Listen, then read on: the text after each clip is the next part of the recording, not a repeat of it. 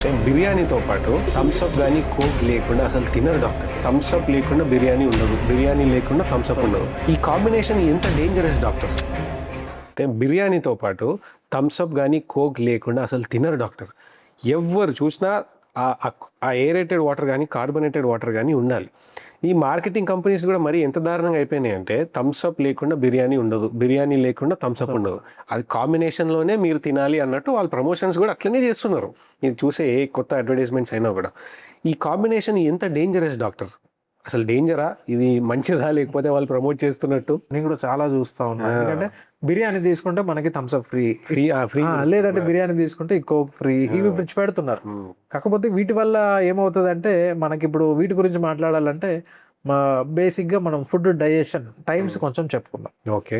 యూజువల్గా ఏంటంటే మనకి సింపుల్ కార్బ్స్, అదే వైట్ రైస్ ఇవి కానీ డైజెస్ట్ అవ్వడానికి మనకి ఒక 1 to 2 hours టైం పడుతుంది. ఓకే. కొంచెం కాంప్లెక్స్ ఇవి కార్బ్స్ డైజెషన్ అవ్వడానికి అంటే రోటీ కానీ లేదంటే బ్రౌన్ రైస్ ఇవి కొంచెం 2 to 3 hours అట్లా టైం పడుతూ ఉంటుంది. ఇక నెక్స్ట్ కమ్స్ ఏంటంటే ప్రోటీన్ డైజెస్ట్ అవ్వడానికి ఒక 4 to 5 hours సంథింగ్ పడుతుంది. ఇక ఫ్యాట్ దానికంటే ఎక్కువ 5 hours మించి. ఇక ఆయిల్ గీ ఇవన్నీ ఇంకెక్కువ టైం పడుతుంది. సో మనం బిర్యానీ తీసుకున్నప్పుడు ఏమవుతుంది అంటే బిర్యానీ అనగానే దాంట్లో మనకి రైస్, నెక్స్ట్ ప్రోటీన్, గీ, ఆయిల్, మసాలాలు ఇవన్నీ క్లబ్ అయ్యి మనకి ఏంటంటే ఆ డైజెషన్ ప్రాసెస్ అనేది స్లో అయిపోతుంది. ఆల్రెడీ స్లో ఉంది. సో దాంట్లో ఏంటంటే రైస్ తొందరగా డైజెస్ట్ అవుతుంది. కాకపోతే ప్రోటీన్, ఈ ఫ్యాట్ మళ్ళీ దాంతో పాటు మనం తినగానే ఈ కార్బోనేటెడ్ మీరు అన్నట్టు కోక్ కానీ పెప్సీ లేకపోతే థమ్స్అప్ ఇవి తీసుకున్నప్పుడు ఏమవుతుంది అంటే అవి కార్బన్ డైఆక్సైడ్ రిలీజ్ చేస్తాయి. దానివల్ల కొంచెం ఈ బ్లోటింగ్ పట్టేసినట్టు ఫీలింగ్ వస్తూ ఉంటుంది.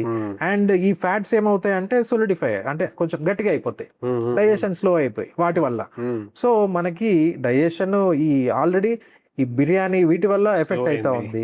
సైమల్టేనియస్ గా మనం దాన్ని మళ్ళీ ఇంకా స్లో చేస్తా ఉన్నాం. ఫర్దర్ గా చిల్డ్, అది కూడా డైరెక్ట్ ఫ్రిడ్జ్ నుంచి తీసుకొచ్చి బాగా చిల్డ్ తాగితే నాకు కంప్లీట్ గా మీల్ కంప్లీట్ అవుతుంది.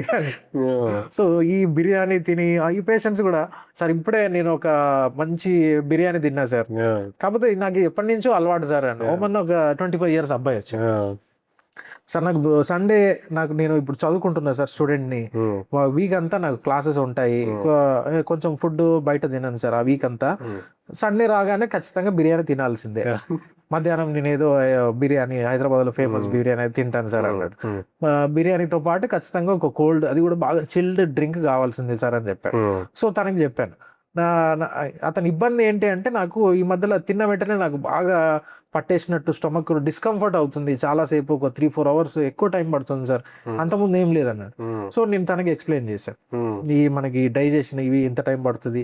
సో తనకి ఏంటంటే బిర్యానీ బిర్యానీ తినొద్దని నేను చెప్పట్లేదు, కాకపోతే బిర్యానీతో పాటు కొంచెం లూక్వామ్ వాటర్ కానీ లేకపోతే కొంచెం బటర్ మిల్క్ లేదంటే ఈ జీరా ఇవి తీసుకోండి. దాంతోపాటు మీకు కొంచెం డైజెషన్ ఇంప్రూవ్ అయ్యి మీకు ఆ బ్లోటింగ్ కానీ లేకపోతే ఇవన్నీ తగ్గుతాయని చెప్పా. మీరు ఎంత చెప్పినా ఇప్పుడు తినేటప్పుడు కూడా ఎవరో ఒకరు థమ్స్అప్ కోక్ దీన్ని చూస్తూ ఉంటారు. ఎందుకంటే చాలాసార్లు మనం కూడా తిన వెంటనే మనకి ఏదైనా చల్లగా తాగాలని మనకి అనిపిస్తూ ఉంటుంది, కానీ మనకి మైండ్ కనిపిస్తుంది, కాకపోతే స్టమక్ ఏది మంచిది బాడీకి మంచిది కాదు అట్లా కదా. డాక్టర్, నిన్న రాత్రి తిన్న మటన్ బిర్యానీ బయటికి వెళ్ళడానికి ఎంత టైం పడుతుంది? బేసిక్గా మాకు ఆ డైజెషన్ ప్రాసెస్ ఎక్స్ప్లెయిన్ చేయండి డాక్టర్. తిన్న ఫుడ్ బయటికి వెళ్ళడానికి ఎంత టైం పడుతుంది అండ్ ఏం జరుగుతుంది యాక్చువల్లీ? నార్మల్గా జరిగే మనం ఇప్పుడు ఫుడ్ ఏంటంటే మనం తీసుకోగానే నవ్వులుతూ ఉంటాం, చ్యూయింగ్. సో ఆ టైంలో అది కూడా ఏంటంటే పెద్దలు చెప్పేవాళ్ళు ఎప్పటికైనా ఫాస్ట్గా తినొద్దు, నోట్లో వేసుకొని మింగడం కాదు, నవలాల మంచిగా ఎంత చూ చేస్తే అంత డైజెషన్. 22 సార్లు ఏమో చూ చేయాలి అంట. సో మనం చూ చేసినప్పుడు దాంతో పాటు సలైవా మిక్స్ అయిపోయి మనకి మింగుతా ఉంటాం. గొంతు నుంచి మళ్ళీ ఇక్కడ ఈసోఫాగస్, దాని తర్వాత మనకి స్టమక్ లోకి వస్తుంటాయి. స్టమక్ లోకి వచ్చాక అప్పుడు బ్రేక్ డౌన్ అనేది స్టార్ట్ అవుతుంది. సో వాటర్, మనం తీసుకున్న వాటర్తో పాటు ఈ ఫుడ్ దాంట్లో మనకి gastric acid, hydrochloric acid secretions అవుతుంది. సో ఫుడ్ బ్రేక్ డౌన్ అవుతుంది. ఫుడ్ మనకి complex food particles break down అయ్యి సింపులర్ ఫుడ్ పార్టికల్స్ లాగా, అంటే కార్బోహైడ్రేట్స్ లేకపోతే నెక్స్ట్ అమైనో యాసిడ్స్, ఫ్యాట్స్ ఇవన్నీ నెక్స్ట్ మనకి చిన్న పేగుకి వస్తాయి. చిన్న పేగుకి వచ్చి అక్కడ కొంచెం minor part of food absorption అనేది జరుగుతుంది. దాని నుంచి నెక్స్ట్ మనకి కొలాన్, పెద్ద పేగులోకి వస్తుంది, కొలాన్ అంటాం మనం. సో ఆ పెద్ద పేగులో దానికి ఏంటంటే దీంట్లో ట్రాన్సిషన్ టైం అనేది ఉంటుంది. అది కూడా ఆల్మోస్ట్ ఏంటంటే ఒక 24 to 48 hours 50 hours అట్లా usual normal colon transit time కొంతమందిలో ఒక 6-7 అవర్స్ ఎక్కువ ఉంటుంది. సో అండ్ ఏంటంటే మనకి కంప్లీట్ డైజెషన్ మనం తీసుకున్న ఫుడ్ మనం నోటి నుంచి నెక్స్ట్ టాయిలెట్కి వెళ్ళే టాయిలెట్ అక్కడి వరకు మనకి యూజువల్గా అందాజుగా పట్టే టైము 24 to around 48 hours అట్లా పడుతుంది. సో నార్మల్గా డైజెషన్ ప్రాసెస్ ఇది బ్రీఫ్గా మనం చెప్పుకుంటే. మీరు అడిగిన క్వశ్చన్ బేస్ చేసుకొని ఒక పేషెంట్ వచ్చాడు. లిటరల్గా ఏంటంటే వాళ్ళు వచ్చి హస్బెండ్ ఏంటంటే కొత్తగా పెళ్ళయింది. హస్బెండ్కి ఏంటంటే మ్యారేజ్ ముందు నుంచే నైట్ ఏంటంటే ఒక మటన్ బిర్యానీ తిని పడుకోవడం. వీక్లీ ఒక 3-4 times నైట్ మటన్ బిర్యానీ తింటాడు, బాగా ఇష్టం తనకి. సో తిన్న వెంటనే పడుకోవడం. వైఫ్ ఏమంటది, తిన్న వెంటనే పడుకోవద్దు, డైజెషన్ ఈజీగా అవ్వదు, మళ్ళీ నీకు ఫర్దర్గా మీ బ్లోటింగ్ లేదంటే ఈ తేన్పులు రావడము, డైజెషన్ ప్రాబ్లమ్స్ వస్తూ ఉంటాయని వైఫ్ చెప్తా ఉంది. రిపీటెడ్గా చెప్పినా కానీ తను పట్టించుకోవట్లేదు.